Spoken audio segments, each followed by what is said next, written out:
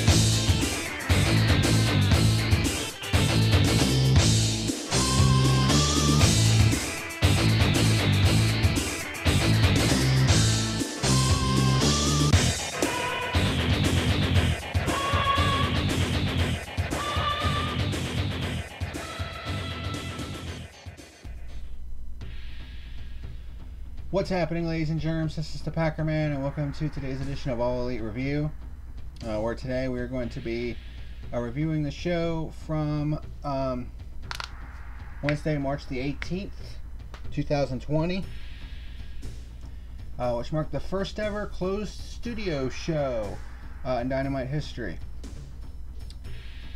And this is going to be a bit abbreviated. I tried to get this review done during my lunch break at work, and my phone's camera decided to fuck up, and I lost all the footage. About 20 minutes worth of footage. Pretty much wasted my entire fucking lunch break.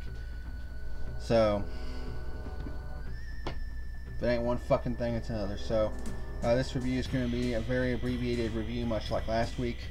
Although last week I just wasn't in the mood. This week I was in the mood, and the camera fucked up.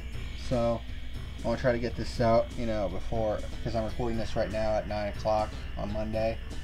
And I want to try to get this out as soon as possible. So let's go ahead and get this shit started. So Cody started the show with an impassioned promo. Kenny and Matt come out as well, and they start talking about, the blood and guts match, and how Matt Jackson was talking about how he and Hangman were kind of, things have been weird between them for a little bit, but he wanted to know if they'd be ready for the six-man tag. That would be the main event. And he said, and Hangman came out and basically said yeah. And then Kenny was like, all right, let's get this show started. And they started with the pyro and and all that stuff. And they actually had like different wrestlers at ringside for this show. They had the heels on one side and the faces on the other. You had Sean Spears and MJF, pouring wine for each other, and they were also placing wagers on the matches, which I thought was kind of funny. But let's go ahead and run through this real quick. The first match was a tag match between the number 4 Best Friends and the Lucha Brothers. This was a damn good opening match. Some of the highlights were JR's commentary was pretty freaking gold here. Trent hit a Meteor on Phoenix. The Best Friends hit a double suplex on Phoenix that got a 2 count. The Lucha Brothers super kick party on Trent for a 2 count. I mean, I'll have a lot more here written down, but I'm just going, since I'm super abbreviating this review, I'm just picking out the ones that I thought were good. Lucha Brothers hit their Cazadora splash on Trent. That was another highlight. And then Trent hit a splash on Pentagon. Phoenix hit a Tope Con Hero on Trent, and Chuck hit a running lariat on Phoenix, which turned him inside out. This was all kind of on the outside of the ring. Let's see here. Trent's step-up tornado DDT on Pentagon was great. The Best Friends hit their rocket launcher cutter on Phoenix, which always looks good. Lucha Brothers with their super kick party on both of the Best Friends. Chuck with a snap pile driver on Pentagon, which got a 2 count. The Best Friends went for their strong zero finisher, but Phoenix hit a super kick on Trent, which allowed Pentagon to turned it into a Yoshitonic, basically only got a 2 count. The finish came when Pentagon low-blowed Trent, hit a Gamengiri on Chuck Taylor, and that allowed the Lucha Brothers to hit their Zero Fear finisher on Trent for the 3 count and the victory. Gave this match 3.75 stars out of 5. Afterwards, the Best Friends challenged the Lucha Brothers to a street fight for next week's Dynamite, which Chuck Taylor was like, "Oh, so you want to kick my friend in the dick while the ref's back is turned?" You know, and all that stuff. So it's going to be an actual street fight, though, which I think is going to be pretty freaking amazing. The next match was a Fatal 4-Way women's match between Penelope Ford, number 5 Rijo, number 2 Chris Statlander, and number 1 Hikaru Shida. I'm just going to preference this by saying that Penelope Ford is fucking garbage. She was botch-tastic in this match. There was one spot in this match where she went for a flying Frankensteiner on Chris Statlander and completely fucking missed. That was fucking trash. And I swear to God, if Penelope Ford would have won this match against 3 ranked wrestlers, including number 1 and number 2, I would have thrown something through my fucking TV. And I would have given this match an automatic 0 out of 10. But thankfully that wasn't the case. And the funny thing was, Rijo basically showed Ford how it was done when she did the same move. So there was that. Some other highlights. Rijo drop kicking Kip Sabian and also hitting a flying knee strike on him, which was pretty funny. Basically, Kip Sabian being emasculated by all the females was fucking great. Got busted in the chops by both Chris Statlander and Hikaru Shida. And of course was constantly getting his ass kicked by Rijo. I mean, they're just making Sabian look like a fucking pussy right now. Ford hit a backhand spring elbow on Rijo, which actually looked nice. Chris's roundhouse kick on Shida looked really good. One criticism I had of Statlander is that some of her strikes looked a bit soft. They didn't really look believable. Looked believable that time. That was a nice roundhouse kick. Ford hit a poison Frankensteiner on Chris, which actually looked nice, which took Statlander out for the remainder of the match. Shida hit a drop kick to the back to counter Ford's handspring cutter. Then Shida hit a Falcon Arrow on Ford for a 2 count. And then the finish came when Shida hit her 3 count knee strike on Ford for the 3 count and the victory. And I was like, thank God. So Hikaru Shida wins her 2nd Fatal 4-Way match of the year. And under my rankings, this was yet another 7-point Fatal 4-Way match because she was facing other ranked opponents. So in my rankings, she is quickly catching Rijo for that number 1 spot. Rijo was so far ahead of everybody else, but Shida is rapidly catching up. If there's one small criticism that I would level at Shida, is that her 3 count knee strike is not really that good of a finishing move.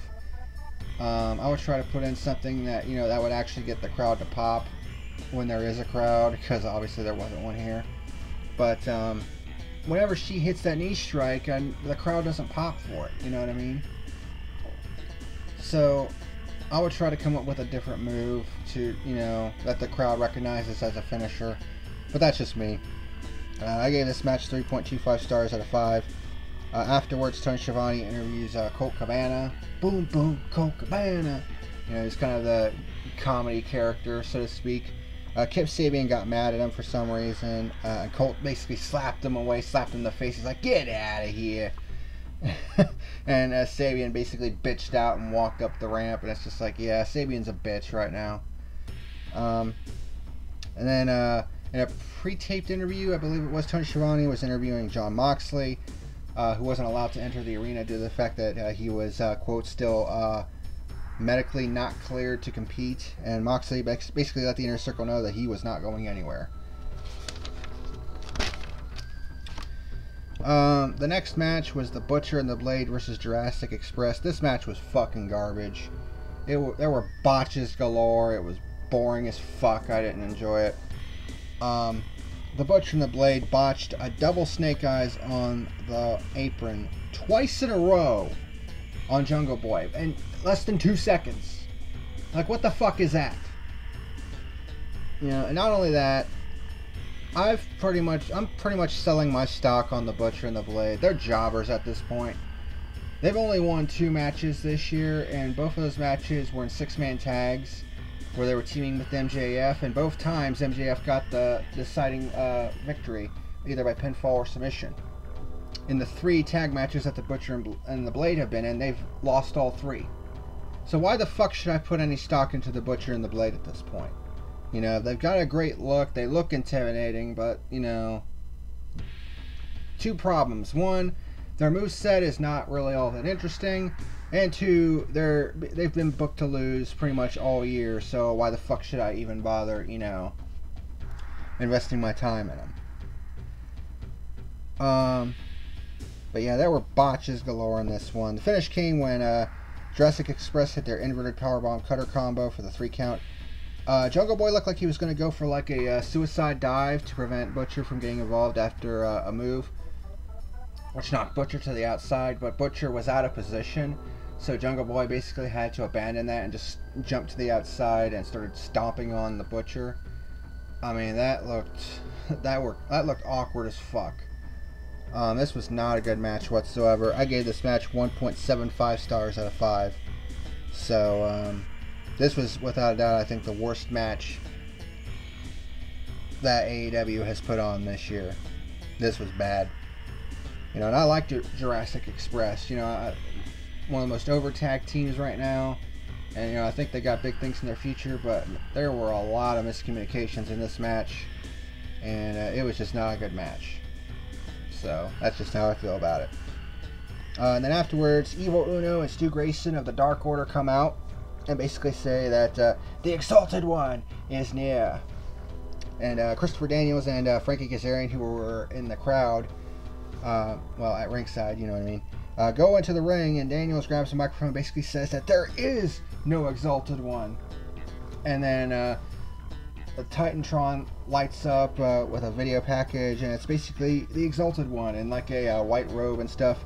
The voice is all distorted, but then starts going into... The distortion starts fading away, and you start hearing the guy's actual voice. And if you've heard him before, which I imagine wasn't that often, then you would recognize, oh my god, that's Luke Harper! Except it's not Luke Harper anymore. It's actually Brodie Lee now. He is the Exalted One. And let's be honest here. I don't know why the fuck Vince McMahon never let this guy, you know, cut promos, because this guy's got a good fucking promo. And speaking of Vince McMahon, Brodie Lee cut one hell of a line, you know, when he was dissing on Daniels. He was basically like, Mr. Daniels, I assure you, you are not the first out of touch old man who didn't believe in me. And I was just like, oh shit, that is one hell of a sideswipe at Vince McMahon. Which, I mean, it's basically true. You know, because Vince McMahon is so fucking out of touch and such a fucking idiot. It's like, it's not even funny. I mean, I honestly don't know how WWE continues to be profitable. You know, despite the fact that Vince McMahon is a fucking moron. You know? But I guess what CM Punk said is true. He's going to continue to make money despite himself. Unreal. But basically, Brodie Lee introduces himself and says that he is the Exalted One. And then they cut to the ring, where SCU was basically looking at the Titantron. Uno and Grayson were in the ring as well. And then also Brodie Lee was there as well. Daniels turns around and gets met with a boot from Brodie Lee. And then Brodie sets up like he's going to go for his sister Abigail, which is kind of a nod to Bray Wyatt. Of course, the two were kind of good friends in WWE. And then he sends Daniels off and then hits him with his discus lariat, and it almost looked like he took his fucking head off. Like, that is a vicious fucking lariat. You know, and I like the fact that we have a heel faction that has a leader that's not afraid to, you know, mix it up. You know, basically a badass heel. You know? Which is what Brodie Lee is. I mean, he's basically a badass at this point. And then Tony interviews Jake Roberts and Lance Archer. And Jake Roberts, of course, cuts a scathing promo on Cody, basically saying, well, since we didn't seem to get your attention, you know, I'm paraphrasing, then we're going to get your attention, you know, kind of paraphrasing there. And then they show a video package of Archer basically laying the smackdown on some jobbers, which apparently caught the ire of Braun Strowman. You know, that fucking meat-headed moron. Basically got mad at that. And then we got our main event, which was a trios match between Jake Hager, Proud and Powerful, against the Elite, Cody, Matt Jackson, and Adam Page. This was basically for the one-man advantage in the Blood and Guts match, which has been postponed to a later date. We'll get to that in a minute. Before this match even began, when Hangman came out, his nameplate said social distancing since November, which I thought was pretty funny. And instead of Hangman, it's now Hands Wash.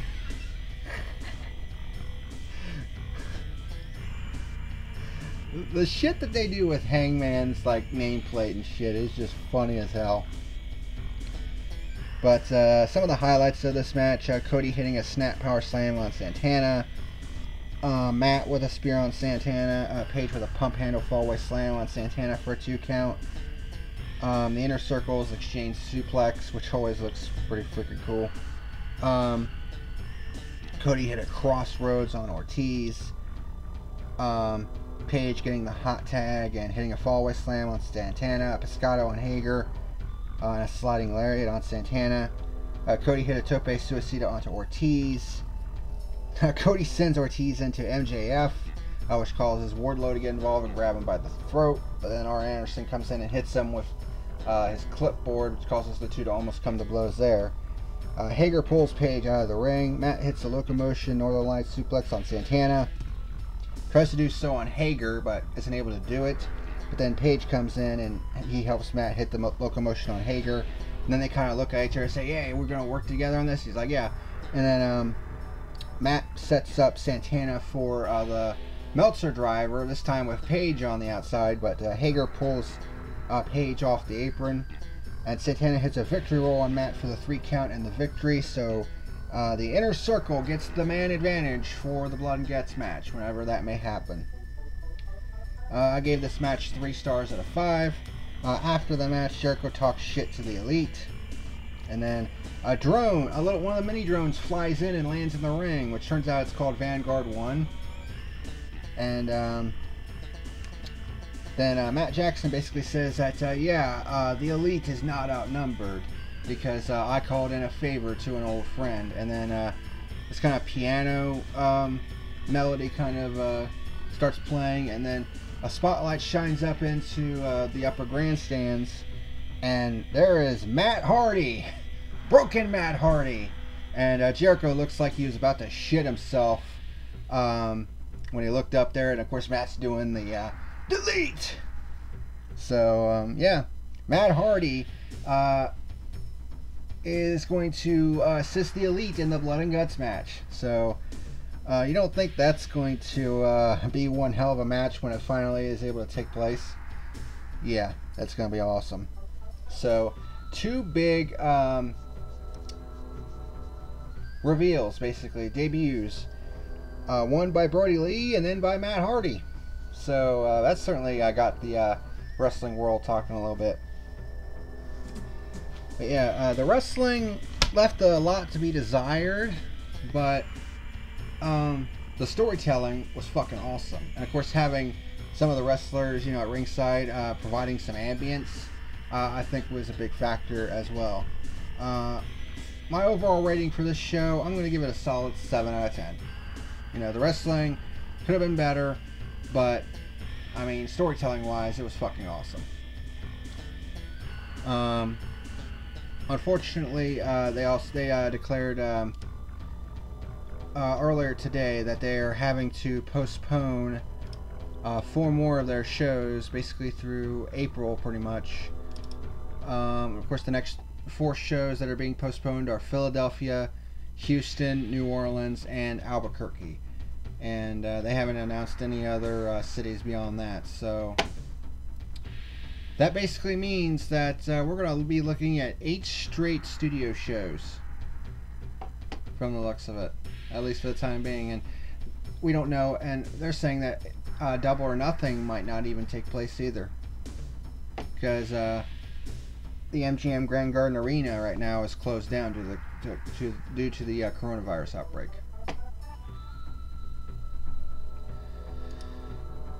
This fucking sucks, man. This whole coronavirus shit fucking sucks. But I mean, you gotta give All Elite Wrestling credit. They're doing what they can with what they have. You know, and in this time of need, you know, especially with Ohio basically going into being under a stay-at-home order beginning in a couple hours, we need, you know, some entertainment to kind of pass the time, at least until, you know, April 6th. And AEW seems to be the one to try to provide that. You can't really look to NXT because for this show, while AEW was putting on, you know, wrestling matches, NXT was basically doing a highlight reel, and it showed in the ratings. NXT better not do that next week, or they're going to be losing a lot of viewership over to AEW.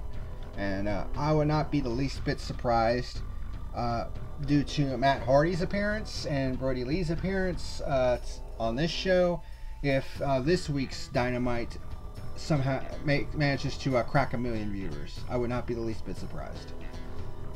But that's going to do it for this edition of All Elite Review. The first studio show, closed studio show that we've ever reviewed. And it won't be the last, unfortunately. But thank you very much for watching. My second attempt at doing this review. And until next time, this is the PackerMan, signing out. Bye.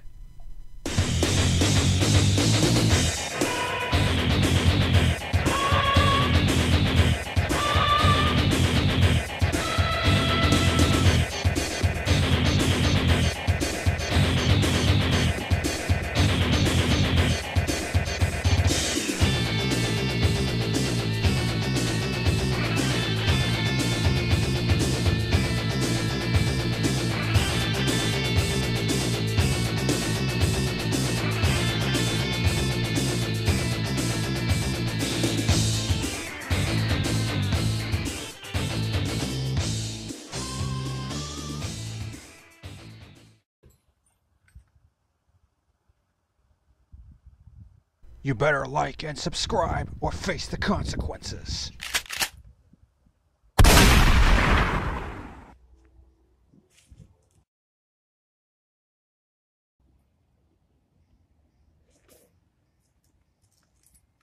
You have been warned.